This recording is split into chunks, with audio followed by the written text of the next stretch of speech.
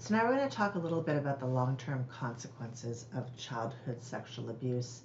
But before we go into the actual long-term consequences, I wanted to give you a little bit of a background and kind of our understanding of the harms that were caused by sexual abuse.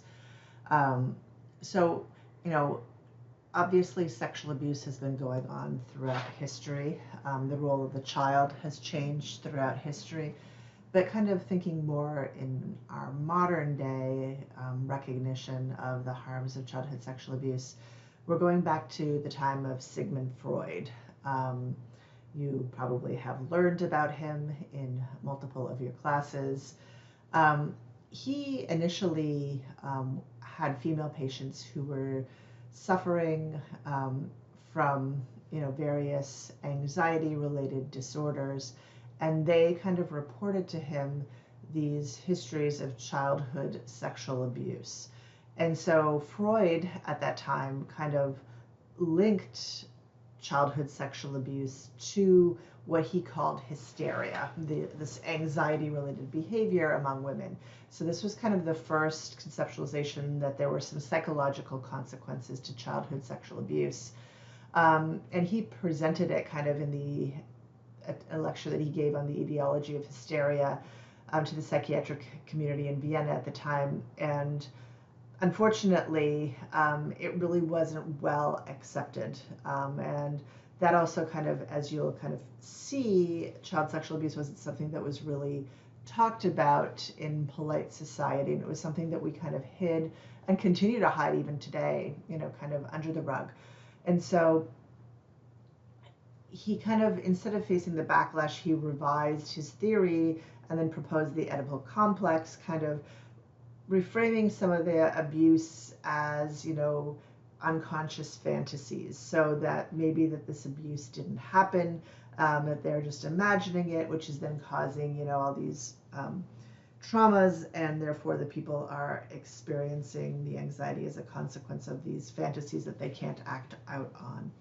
And so while it's not known for sure, it's hypothesized that perhaps some of this reversal of the theory was due to the fact that he wanted to be accepted within the community for his theories, and there was still, a lot of, these were women from the upper crust of Vienna, and so to say that these upper crust families, there was sexual abuse happening, was really against kind of societal norms, and they weren't ready to do that.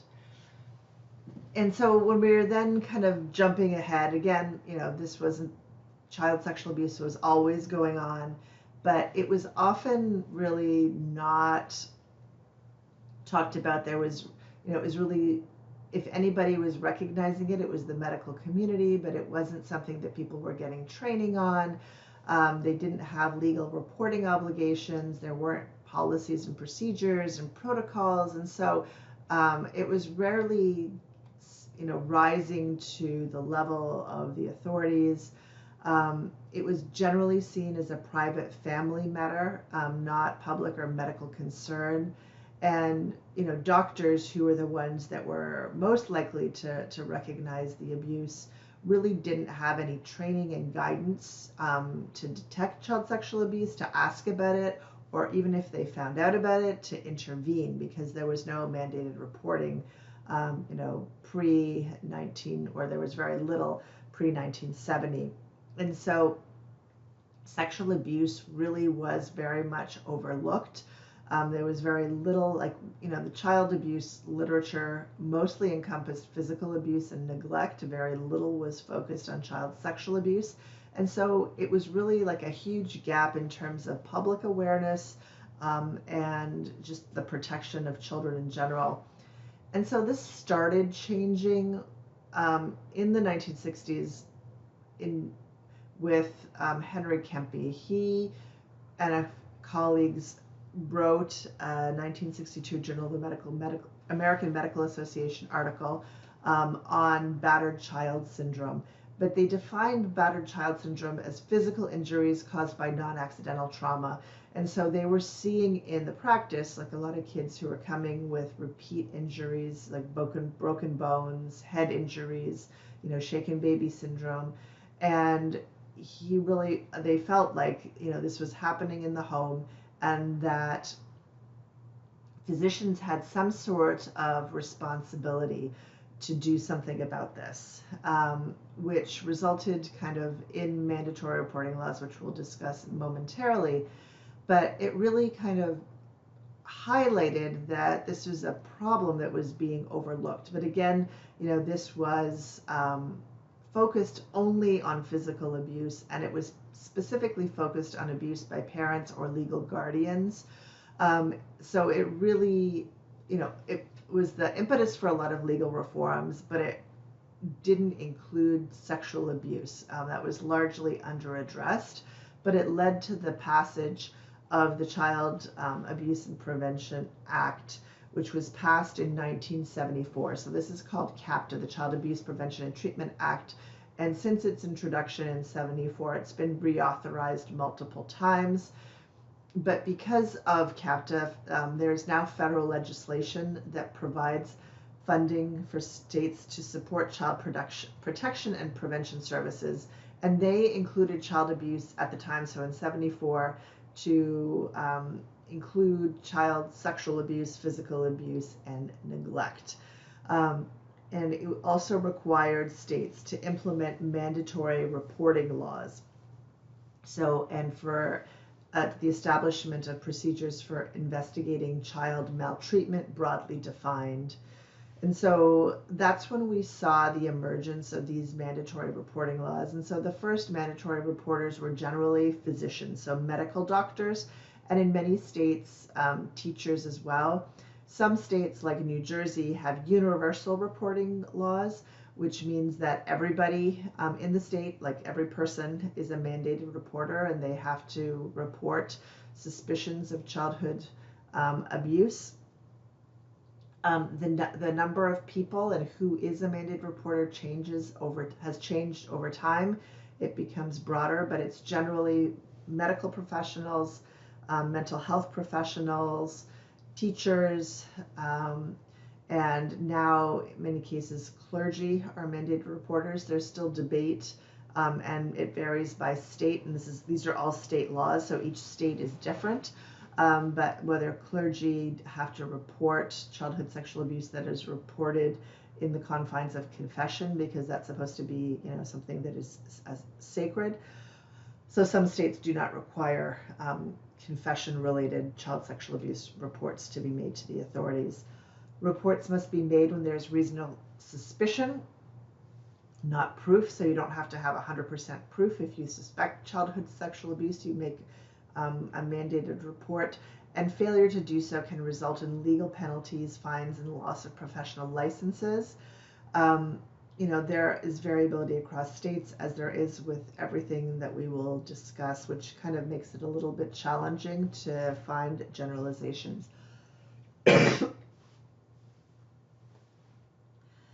So this is now setting the background. So we're starting to recognize that child sexual abuse is something that is now codified in the law. The issue with the mandated reporting, though, is it wasn't until much later that many of these professionals had any training in mandated reporting guidance. And still today, the training is somewhat lacking. Sexual grooming is relatively not discussed in these trainings even today. So even though these people were mandated reporters, many of them did not receive any specific training, especially if they were already in the field. Sometimes if you were like a new person, you would get some training in your program, but it was only until like much later that everybody was getting mandated reporter training. So a lot of the understanding of the negative consequences of childhood sexual abuse kind of then started in the 1980s, and David Finkelhor was really a pioneer in this field. He really started the study, the empirical study of childhood sexual abuse. He's he now considers himself an epidemiologist, but I think he's a sociologist by training, and he wanted to kind of understand how, childhood sexual abuse can impact children. And so he talked about these 4 traumatogenic dynamics. Traumatic sexualization, which are distorted sexual development due to abuse, leading to confusion, inappropriate, and harmful associations with sex. He talked about the sense of betrayal, because as we know, and we talked about, the majority of sexual abuse happens by people who are known to us and people within organizations that we trust. And so there's a deep sense of violation when those bonds of trust, like the parental bond, the familial bond, the bond of somebody who's supposed to be presenting guidance, is broken. Or if when somebody comes forward, they are not supported by loved ones, because until relatively recently, people didn't want to acknowledge childhood sexual abuse, even if children came forward to report it. Nothing was really done. There's really the sense of powerlessness, because those children who are abused, they lose control and agency during the abuse, and then which is worsened when they are not believed or people don't do anything about it, which was relatively common back in the 1980s. And then there's the stigmatization. So there's the stigmatization towards self through the grooming process. And again, that wasn't understood back in the 1980s, but grooming has always been part of the sexual abuse process. It's just that it was only kind of, later, kind of in the 2000s plus, that we really understood the dynamics of sexual grooming and how that led to feelings of guilt and shame, and feeling damaged. But there's also the societal message that this was something taboo, that the person who was abused is now kind of damaged goods or bad somehow. And so that also prevented disclosure from children. And so because of these dynamics, that really impacts the person's mental health. And it kind of, Finkelhor talked about how these 4 traumagenic factors led to the long-lasting psychological effects. And so that could then guide how we treat individuals who experience childhood sexual abuse and how we research it. And that really has formed the basis of, what we are doing even today. So since, Finkelhor back in the 1980s, our methods have expanded, and we've been able to do longitudinal studies where we follow people over time. One of the studies that you're reading is the Telfar study from 2024, where they followed cohorts. Our own Dr. Whittam here at John Jay does a lot of longitudinal research with abused and neglected children in control groups, so that we can have some conclusive evidence as to, what the long-term impacts of abuse and neglect are. We also have now samples of, hundreds and thousands and even sometimes millions of individuals who've experienced childhood sexual abuse, and people are able to do what are called umbrella analyses, where they collect all this data and analyze it, and that's the Hales article that you're reading. So you can really see on a global scale what's being done. You may have heard the term ACEs, and that was the Kaiser Permanente insurance group. They were looking at the relationship, they were looking at obesity, and they found that a lot of individuals in their, that were users of their healthcare insurance who completed questionnaires and who also had obesity reported childhood traumas, and that's what formed the basis of those ACEs, child sexual abuse being one of those. And that was the beginning kind of this recognition that there were a lot of not only psychological long-term impacts to childhood sexual abuse, but also physical. And now we're recognizing, socioeconomic and sociocultural impacts. So just to give you a few highlights here, some of the psychological consequences that we know of childhood sexual abuse are depression.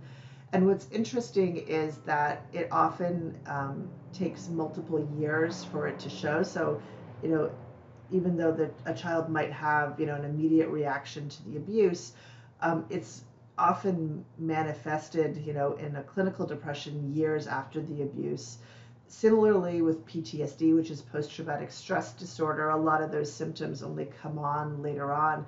Part of that is, when children are younger, like 7, 8, and they're abused, they don't really comprehend it in the same way that we do as you're an adult. And so you process that at different developmental levels.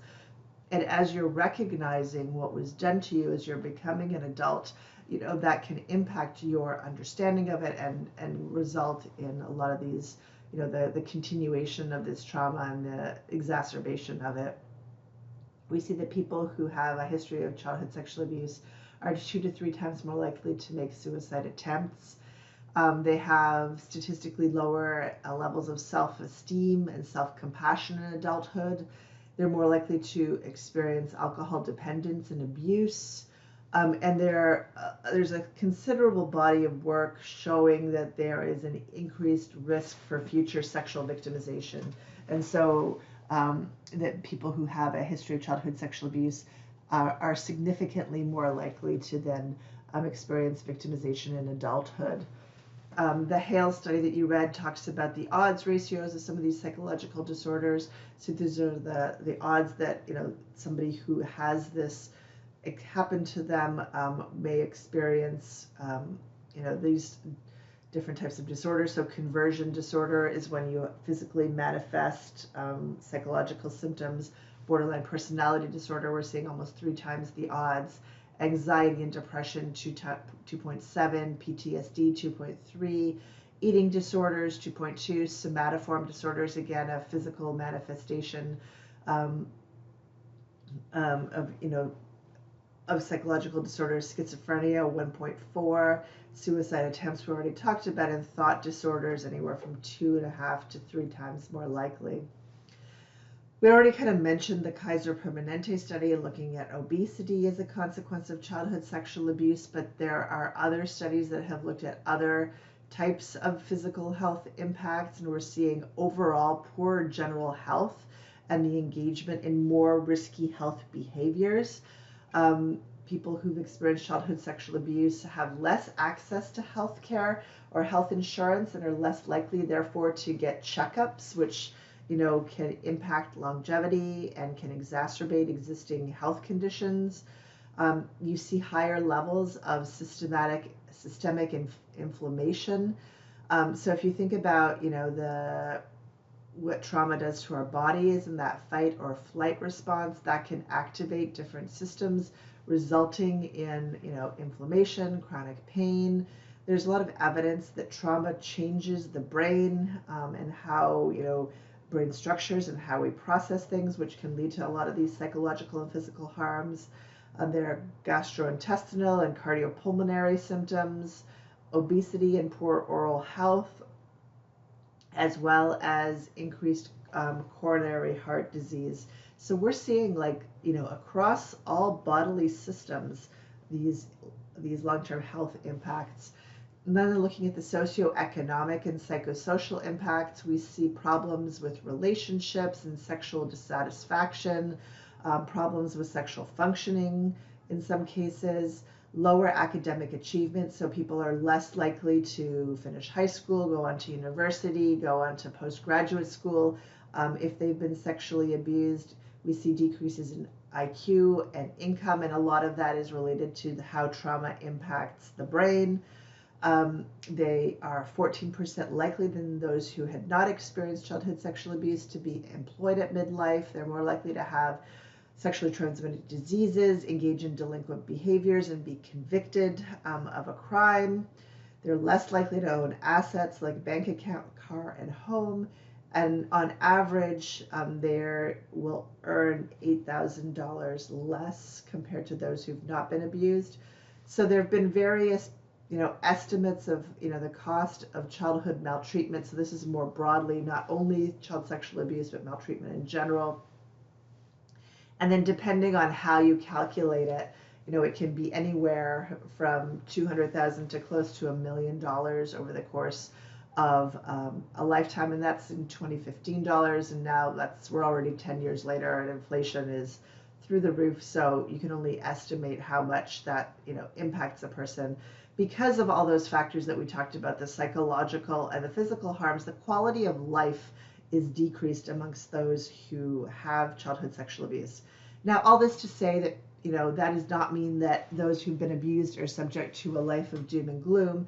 People are resilient and they can still lead good lives, but more likely than not, there will be some form of psychological, physical, socioeconomic, and psychosocial consequence to the individual who suffers, who experiences childhood sexual abuse.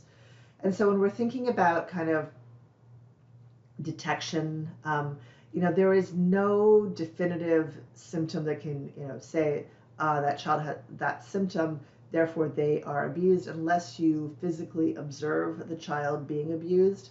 Although the physical symptoms of trauma to the genital or anal area, such as bleeding, bruising, or irritation, are indicative and strongly indicative that something might be going on. There could be other explanations as well, but if you see that or blood on sheets or underwear, this is definitely something that needs to be investigated amongst younger children. So that we're talking, pre-adolescent here. And obviously, if a non-sexually active child or a pre-adolescent child has a sexually transmitted disease, they have had some sort of sexual contact, and there's a significant likelihood that they have been sexually abused.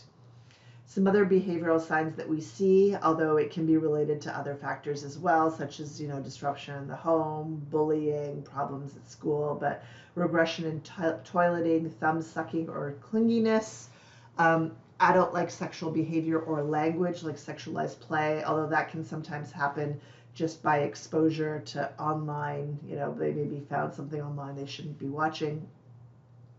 Resisting the removal of clothing for normal activities, nightmares or sleeping problems when they didn't have them previously, or secretive behavior or unexplained gifts. And we'll talk a lot about that when we talk about grooming.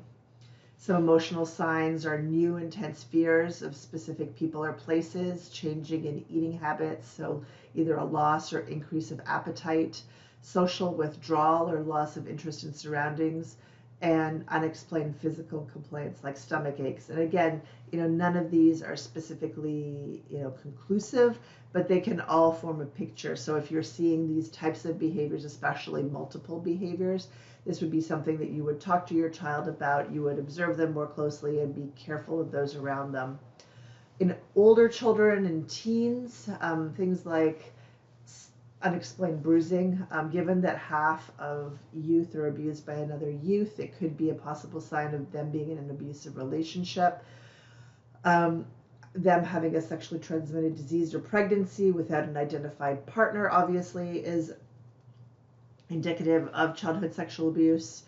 You might see changes behaviorally in hygiene, so they are stopping bathing, increased drug and alcohol use, the engagement in risky sexual behavior, truancy and running away from home, and emotionally, cutting, burning, self-injury, feeling shame or being dirty, feelings of depression or anxiety, suicide attempts, fear of intimacy, disordered eating, and just general symptoms of withdrawal.